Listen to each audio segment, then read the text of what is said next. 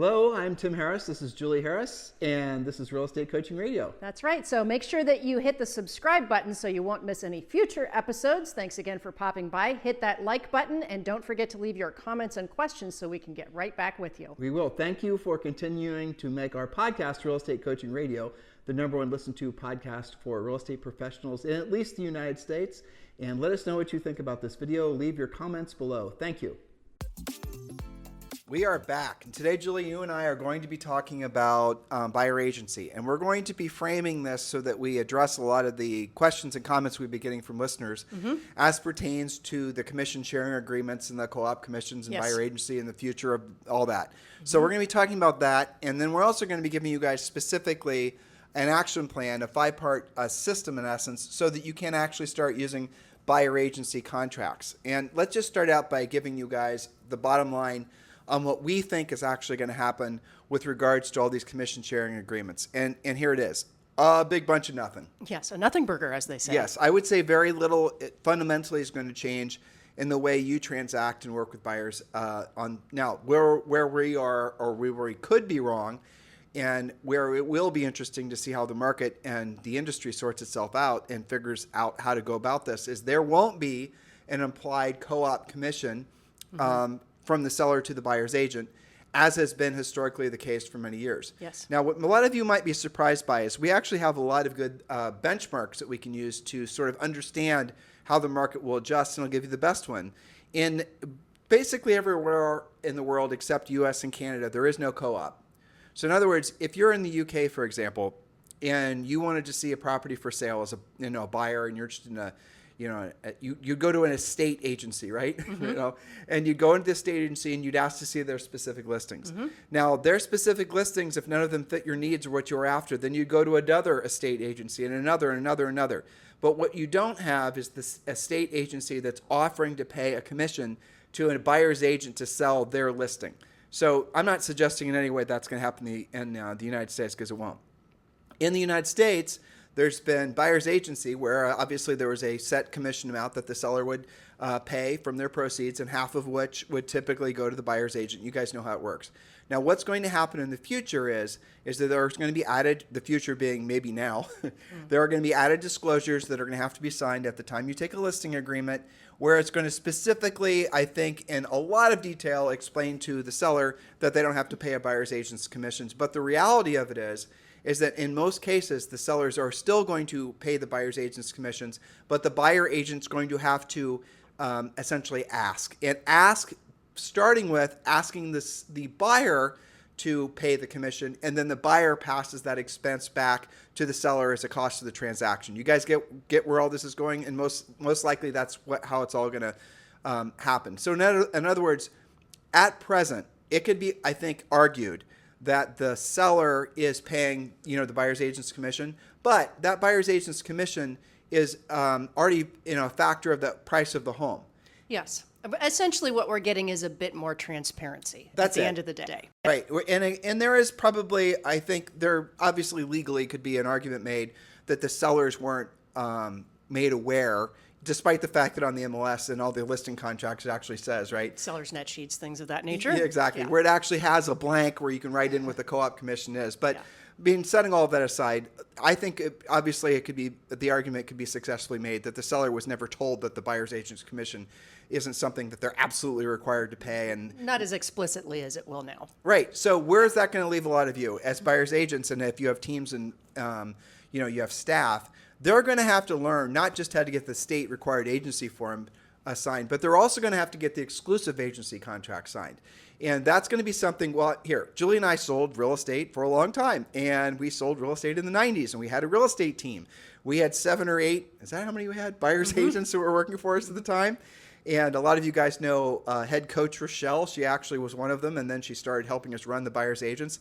But one of the requirements that we had of the buyer's agents is when they were to meet with a buyer for the first time, that they had a formal presentation that they would give to the buyers. And then part of the presentation, the output of the presentation, was not just having the agency form signed as required by the state, but also having a net sheet signed where they're disclosing all the expenses that, that way the buyer can't say they didn't know. And frankly, it's a good thing for them to have an idea of where their money's going from the all the little miscellaneous fees from the lender side of things, and then an exclusive buyer's agency contract signed. But in addition to that, we also had service guarantees, and that's what we're going to be talking about today.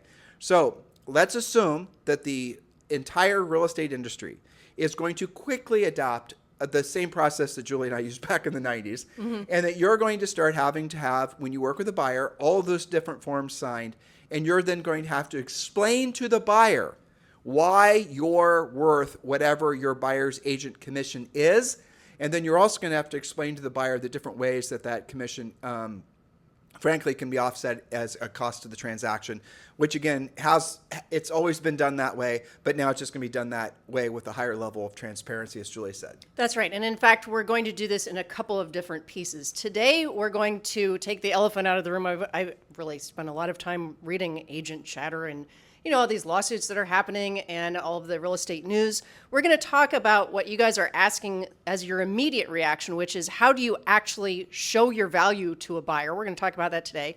And then in a couple of podcasts, we're going to do a deep dive drill down into more of what you're talking about, which is how to actually have a real honest to goodness buyer presentation, what should be included in the buyer presentation, and how that concludes with the logical signature to the different forms of representation. So we're going to take this in a couple of pieces. Today, we're going to talk more about how they're going to provide service when they have those conversations. And I guess what we're hoping that all of you take away from this conversation we're having with you is that, traditionally working with buyers has been physical labor and working with sellers has been mental labor. In other words, the skill set required to be a successful listing agent, all the way from the lead generation to the whole process, it did require a lot more skill set than working with a buyer. Because working with a buyer, it's the reason that most agents, when they get into the industry, they're more attracted to working with buyers because it's more of it's your time that you're selling, but there's not a lot of skill necessary because at the end of the day, and don't take this the wrong way, listeners, but this is the reality of it, aside from investors, the buyer you're not really selling a house to a buyer. The buyer either likes the house or they don't. And so really there wasn't a lot of skills necessary to, the buyer likes it, you love it. That's the whole, the buyer is really driving the train there. They're excited. Exactly. They're wanting to see things, they're moving forward. With listings, it can be different, right? It's more of an agent-driven scenario where the seller is trusting the agent to get the job done at a different level than when you're working with buyers. And really, you find them the right house, they're enthusiastic about it, they buy it, assuming they're qualified. And the level of complexity with working with sellers in the listing side of things, the skill set necessary, there's no comparison. It's more complex. But what we're going to see, and this is going to be the part that's a lot of agents are going to struggle with, because so many agents, especially in the last 15 years, who've only worked with buyers and they've been buying buyer leads and the rest of it, they haven't had to justify their fee to the buyer's agent. They don't know how to, in essence, sell why they're worth what the buyer's agent's commission is because it's been an entitlement to the transaction, paid for on the listing side. That's all going to change. You have to assume that's going to change. So buyer's agents out there, those of you who are running buyer's agents or have teams or brokerage of any size, you're going to have to educate your buyer's agents, really all agents, but buyer's agents in particular, who've never learned how to be listing agents. You're going to have to educate them on how to explain to the buyer their value. And if you cannot, you're going to see a lot of agents are going to needlessly struggle. In other words, again, to make this very clear, when you're being a listing agent, most of the times you're going to be competing for the listing. You might be competing with another centers of influence past client agent. You might be competing against, the whatever, right? You're going to be competing. So you're going to have a listing presentation, a pre-listing pack. You're going to have to know how to overcome objections. You're going to have to know how to, Dr. Phil the seller when necessary, all these things. All these things are also going to now be true on the buyer side. It won't have the same level of complexity as working with a listing, but it's not going to be that far off. And that is going to be a sea change with how buyer agents have traditionally worked with buyers. Yes, that's right. Because the traditional answer, if it came up, when it came up, was, well, Mr. and Mrs. Buyer, it doesn't really cost you anything to work with me. So why wouldn't you work with me? Because the seller pays my fee. That was the objection handler, right? And in fact, I don't know if you know this or not, but there have been some brokerages and some MLSs that have specifically outlawed that phrase. They have said you are no longer allowed, if you work at ABC Company, to say that it does not cost you anything to work with a buyer's agent. Right. So that's the type of change that we're going to have to support here. And so that leads them to their burning question, which is how do you actually provide overwhelming value to your buyer client? How can you become more comfortable asking for an exclusive buyer agreement? And along with it, the expectation to be paid for your hard work. So that's kind of where we're starting this conversation. And then throughout the week, we'll get more complex. So top 5 ways, there's more, but we only have so much time on a podcast. Top 5 ways to provide overwhelming value to your buyer clients. Well, here's the fact. If you are not doing anything for them that they cannot do on their own, why would they hire you in the first place, much less potentially pay for your fee or part of your fee? You could stop right there because that is so powerful. And that is really, if you go back and listen to the thousands of past podcasts that we've done, Julie and I knew that these changes were going to take place even before the commission hearing lawsuits and the class actions, even before all that actually spun That's up. right. We've been preparing all of our coaching clients, certainly, and podcast listeners for the last really 16 years because it was so obvious that this was the direction the market was going to go. Why? Because every sort of, in a capitalistic market, basically, market forces are always going to try to squeeze as much out of the transaction as possible. And the low-hanging fruit was on the buyer agent side. And as soon as you start saw buyers agents lining up to pay ridiculous referral fees for their buyer agent leads, you knew that there was going to be downward pressure on the buyer agent commissions because they were already willing to concede the fact that they're not going to lead generate themselves. And then add a few lawsuits to just prove the point, right? Exactly. Now, so again, where does all this go? Julie's going to read you guys some points. But in Premier Coaching, there is a section that is specifically about working with buyers. There is a presentation that we are constantly evolving, obviously we have to, that is specifically for you to present to your buyers where the output is going to be them signing a net sheet, them signing a buyer's agency contract, exclusive agency contract, right? That's going to be what the result is. Just as if you'd given a listing presentation and the output of that is going to be a signed listing contract. You guys get it? So if you're wanting to know where to take your education and really where to close this loop when you're trying to, okay, now I understand what Tim and Julie are saying, I want to go to the next level. It's very simple. Scroll down, click the link to join Premier Coaching or just go to premiercoaching.com and you can join Premier Coaching right now for free. And yes, that does include a daily semi-private coaching call. So your goal then is to provide such overwhelming value that you are all your buyer clients are talking about to their friends. Repeat, referral, lather, rinse, repeat. They are getting ready to buy a house. You want them to be bragging about you because you're providing such amazing value. Now, Tim was working ahead there a second ago because point number 1 is indeed present to your buyer clients in the same professional manner that you do to a listing client. Use our buyer presentation where you outline exactly what the buying process is, what your role is, what the buyer's role is, and how you'll be working together to accomplish everything.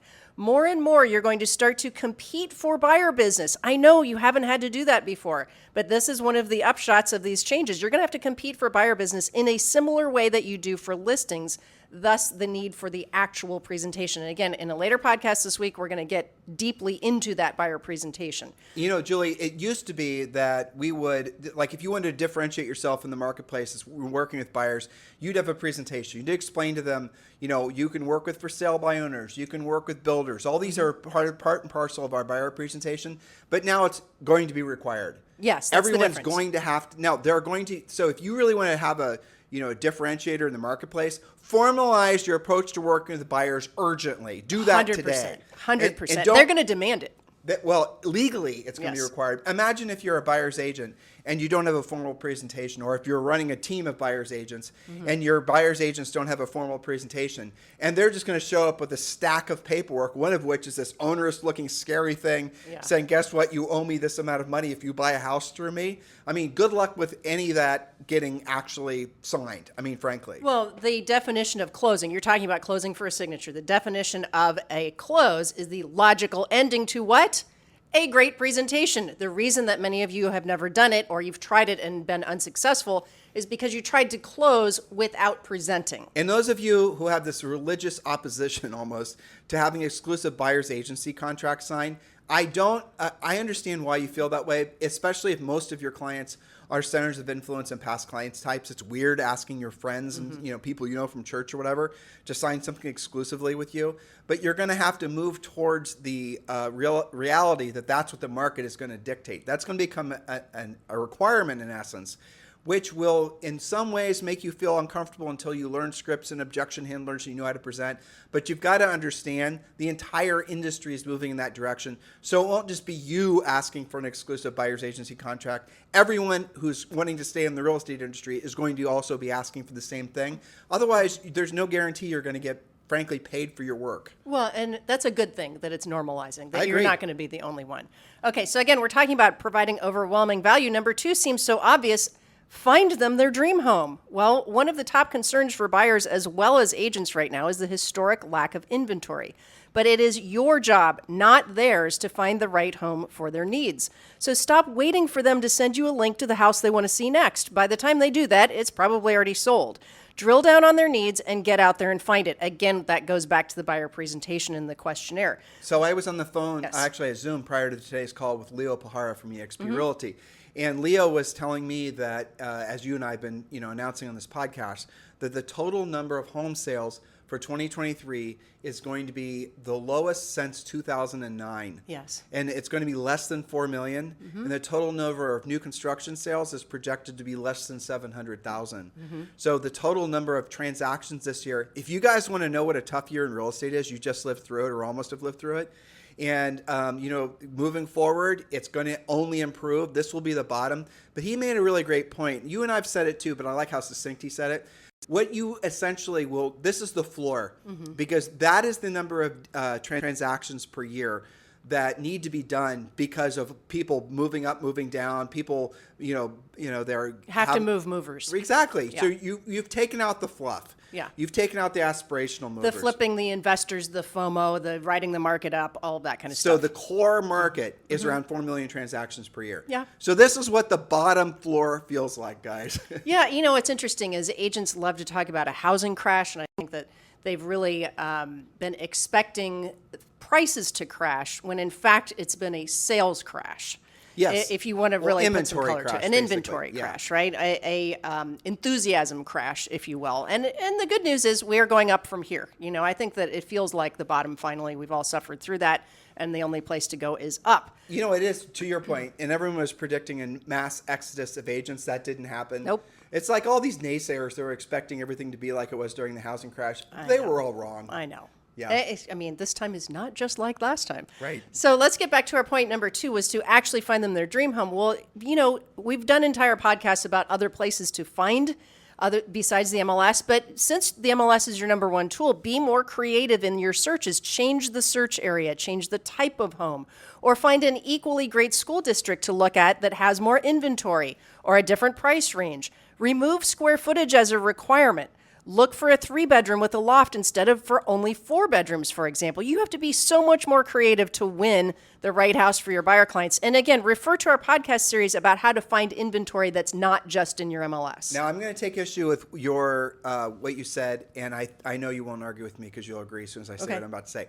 Find them their dream home. No such thing exists. Well, yes. I'm thinking from the buyer's perspective. I mean, one could argue that their dream home is one that exists, that has maybe 60 or 70% of what they want in fairly close to the area they want it, kind of near their price range. Well, I'm going to tell them the funny Yeah. story about Les Wexner. Sure. So Julie and I are from Central Ohio, and there was this guy named Les Wexner, he's still alive, who developed Bath and Body Works and Victoria's Secret and all these Abercrombie and Fitch, all these right? major mall brands, right? And he's a billionaire. So he built this house. We were at charity things, and let me tell you, that house is like nothing I've ever seen before.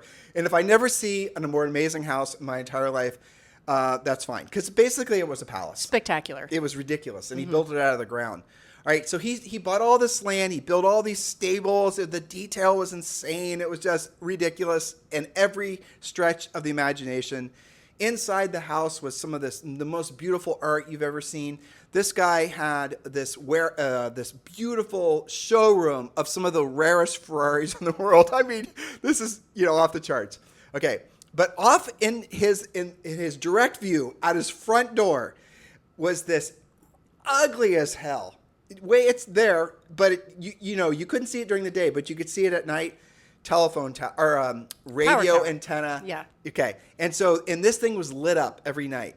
And so I remember Julie and I were walking out of his house, going to some charity event, and And we walked out, and there was a bunch of security there that met us, and they're bringing our car around. And I remember like looking, thinking, oh my gosh, I just want to take all this in because it was so mesmerizing. And then when my eyes settled, I was looking at the horizon, in this absolutely god-awful, middle finger to, Les Wexner was way on the horizon. The point being, there is no such thing as a dream home. No, and you remind me of another client that we had that actually was somebody who actually found sunken gold. And if you remember working with him, his price range, I always thought his price range was crazy because he said he'd go up to 5 million and it could be anywhere in Columbus. That's kind of broad, right? And then when you drill down, well, I'd like to have some land. It needs to be at least, 3,000 or 4,000 square feet. And I'll never forget, we would be showing him like spectacular land with caves and waterfalls and just beautiful trees. But then the house would be, kind of okay. And then the next showing would be like this amazing house, but there would be some kind of eyesore nearby. Or you'd have to drive past a pig farm. Up to 5 million. So even with a really, great budget, you're never going to your point, you're never really going to have your dream home. Even with new construction, there's going to be some compromises. But so again, I'm going into coaching mode now, and we love telling our stories. By the way, you guys should Google Tommy Thompson. That's who she was just talking about.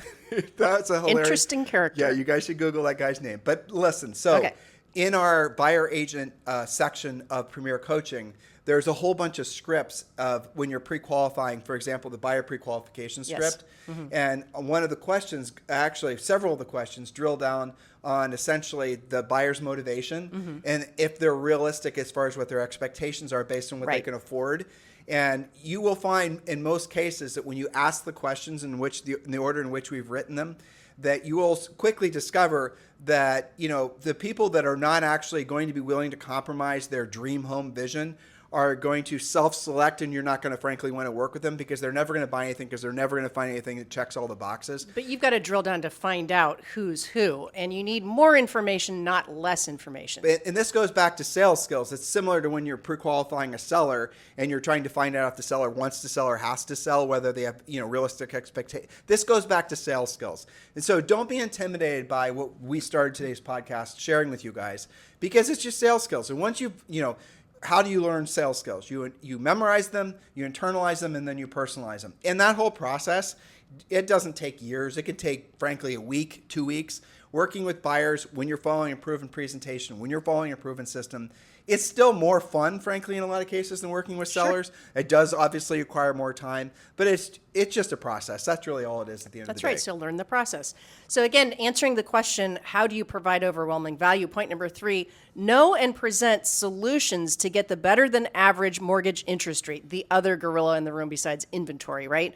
How are you going to help them get a better than average mortgage interest rate so that they can then have the payment they desire? Well, you don't have to know as much as your competent mortgage lender does, assuming that you're working with great mortgage lenders, but you should be able to competently discuss 2-1 buy downs, adjustable rates, and how to pay points to lock in a lower rate on a 30-year fixed mortgage. Loop your lender in, have coffee with your buyer clients and your lenders to discuss loan options to meet their goals. Well, and frankly, make sure you're not working with Larry the lazy lender. I know you guys love it when I say that. Poor Larry. Make sure you're not working with Lucy or Larry the lazy lenders because they need to know this stuff as well. What you should all be doing if you haven't done it already is you need to be going to your lender and you need to be quizzing them, not just on their mortgage products and the rest of it. Most lenders don't really know how to do creative financing.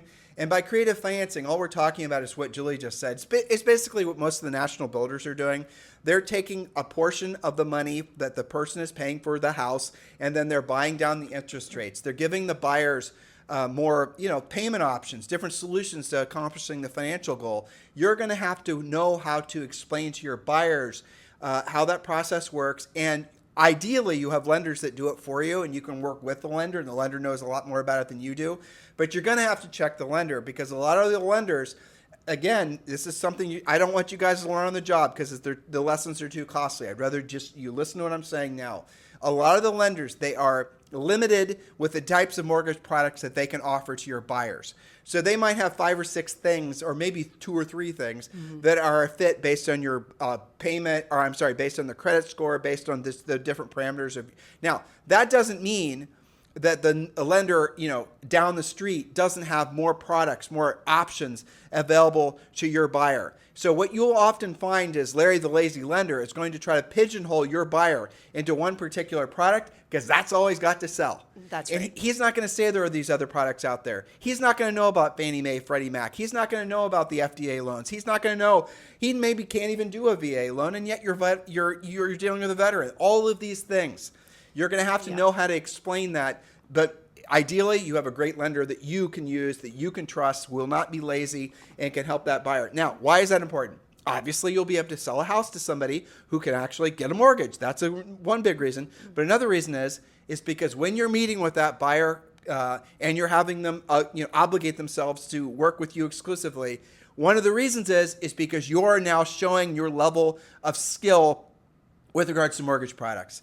And all the other agents out there don't know anything about this. And so now you're going to explain, this is how it's going to work. This is how we're going to negotiate in the purchase contract, where the seller is going to contribute to your closing costs and all the rest of it. And that's how you win in a market like this, especially in a transitional phase like what we're experiencing. Well, that's right. And these are so many more complex conversations. A lot of agents have never had it occur to them that you can ask for and get the seller to pay some closing costs, which is the very base level of this conversation, right? And it goes deeper from there. There are a lot more mortgage products out there. There's new stuff coming out every day. This morning I read an article that Freddie Mac is now bringing back and enhancing their down payment assistance programs for first-time buyers to put only 3% down. Of course, you have to qualify. There's some rules, and not everybody's going to offer that. So practically every day there's some kind of a new program, and certainly the builders are good at this as well. So know about that stuff. And remember, guys, this is for you new agents out there. Your buyer might be going to XYZ Mortgage or Wells Fargo or whatever, right? But the reality of it is that they're probably actually getting a government Fannie Mae, Freddie Mac mortgage. The servicer is the person that collects the money, collects the payment, originates the loan, does the whole thing. But then that loan is essentially guaranteed by the government. So you can go to the government's websites and you can see what their different mortgage products are. But this is the tricky part. Not all lenders can do government loans. So you're going to have to know what you're dealing with. That's right. And by the way, remember we did a whole podcast about some of those special loan programs and how to find them. Yes. And you can listen to all of our thousands of past podcasts for free. Yes, indeed. Okay. Point number 4, how to provide overwhelming value to your buyer clients. Be a matchmaker. You have to be more proactive than your buyer is. If they're dying to be in just one specific neighborhood, you're going to have to door knock that neighborhood for them to uncover the next motivated seller. If they're in a new construction price range, but they haven't really considered it, go take a video of a home that could be a match for them and see what their thoughts are, or set up a showing, register them with the builder. If there's a for sale by owner in their desired neighborhood and price range, you better be talking to that seller, taking a video, setting up a showing before your buyer does that without you. Every week I hear agents complaining, you're not going to believe what my buyer did. Yeah. After I took them out on 3 trips, they went and they bought a for sale by owner at their open house. Well, that's because the buyer was more proactive than you were. Or they bought new construction. That's happening a ton Very too. Very commonly. So be a matchmaker, be more proactive. Point number 5, provide additional value by being one step ahead of your buyers when they are pending. Practice over communication. Manage the inspection process so they don't freak out over small items and then back out. Set up their utilities for them. Recommend movers, homeowners insurance, and anything else to alleviate stress. Show your value by making the process smooth and pleasurable instead of stressful and confusing. And of course, we have an entire section in Premier Coaching called Buyer Mastery, which is centered on the buyer presentation that we've been referring to throughout this podcast, and we're going to do a big drill down later this week on another podcast. But you can certainly get help with this. There's no reason to hit the panic button just because you're going to have to defend your value. You need to get better at that because you can no longer use the objection handler. Well, it doesn't cost you anything to work with me anyway. That's kind of lame now. Well, again, as I'm listening to you and reading your notes, and I'm thinking what all of our tens of thousands of listeners are thinking right now. This is not something you can procrastinate, frankly. This is something you should have put in place, the systems and the scripts and a more formalized approach with working with buyers. You should have had this in place a long time ago. And team leaders and brokers and everybody else, you've got to go to your agents. And it's no longer an option. You're not going to have agents that are going to be able to make money working with buyers anymore unless they're essentially getting these exclusives signed. Because the buyer's agents or the buyers themselves when they're confronted with the fact that, I'm going to go work with Bob, who I know from church, and he's the greatest realtor ever. And then Bob doesn't want to actually, explain that now the buyer is obligated to pay his commission. And then sure enough, Bob finds him a house and there's no buyer's agent's commission that's offered. Now Bob's going to have to go to that buyer and explain why they should be paying him whatever his percent is on top of what their closing costs and the rest of it is. That completely is going to go the wrong direction. What do you think is going to happen there? What's going to happen with Bob and the viability? Well, Bob's going to go away. Bob's going to go away. And here's the other thing that's in the back of their minds. Well, I know what I'll do. I'll just search in the MLS and prioritize my showings by whatever the top percentage is. Well, guess what? A lot of the MLSs are disabling that ability, or it's being outlawed. You're going to be out of compliance if you're doing that, or it just will simply be impossible to search in that manner. That is not a plan. And I would argue it's also against your agency. So. Well, don't be intimidated by any of this. All we're saying is this is the formalized wake-up call, and we're going to talk more about this the rest of the week. None of this is hard either. No, it's not. And it's not something that if you've been in the real estate business for like the last 15 years and only the last 15 years, and everyone wanted to buy a house and there was massive FOMO everywhere. Mm-hmm. And now all of a sudden, and you've only worked with buyers, and let's say you've been used to buying your buyer leads, you've been a Zillow Flex agent or whatever, and now you're waking up and you're realizing, oh my gosh, I've got to actually formally, get the buyers to agree to pay a commission.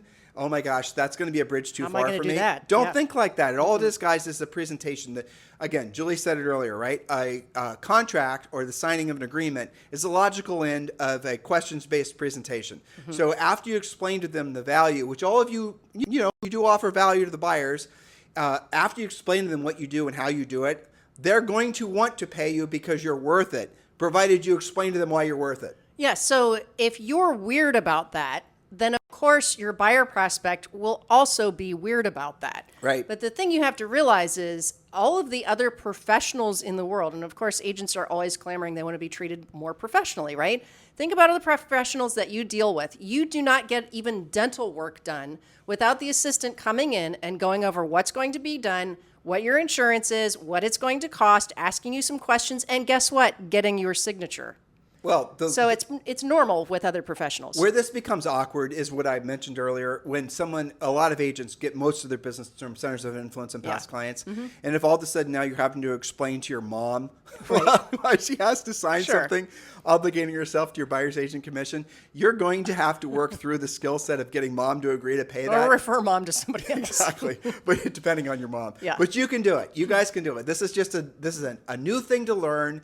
But in the process of you having learned it and working towards mastering it, you will have an unfair advantage in the marketplace because you will have actually taken a more professional approach, whereas all the other buyer's agents are going to struggle to figure this out. Well, and aren't you going to feel a lot more confident spending your time, all of the energy and the work, especially finding the right inventory these days, right? You're going to feel so much more confident and so much better about spending your time with those clients, knowing that you are actually going to get paid and not just praying to the real estate gods that it's all going to work out for you. Well, I mean, knowing you're going to get paid, but at the end of the day, there's no such thing as a buyer that has to buy, right? That's true, too. Because buyers are always want to buy, which goes back to the reason that we always focus all of you guys in on being listing agents, because it really is the bottom line. When you're deciding where to spend your energies and efforts every day, you're going to want to spend it with the types of people that are frankly selling their houses in the last 12 months. Those are people that had to sell. There weren't a lot of, let's just see if pigs fly and I get my price. These are people that, oh my gosh, Julie's, pregnant with quadruplets. And we're in a one-bedroom condo. Right, exactly. That's not going to work. Or all of a sudden you inherited a property, or all of a sudden you get relocated to, wherever. Those are the types of transactions and the sellers that were in the marketplace. Those are called have-to-sell sellers. They have to sell the house. The option of keeping the house doesn't financially make sense. There is no such thing as on the buyer side of the transaction. Buyers can always stay put and always stay, renting. So again, if you really want to focus your mind, always put your best effort into becoming a listing agent. But in the meantime, obviously buyers are a viable part of the opportunity that is real estate. Thank you for keeping this the number one listen to daily podcast for real estate professionals in at least the United States. You guys have a fantastic day. We'll talk with you on the show tomorrow. Hello, thank you for having watched this video. Please remember to subscribe to our YouTube channel. That's right, and don't forget to hit that like button, leave your comments and questions below, and we will get right back with you. Thank you for watching this video, and remember to watch the next one. You're going to love that one.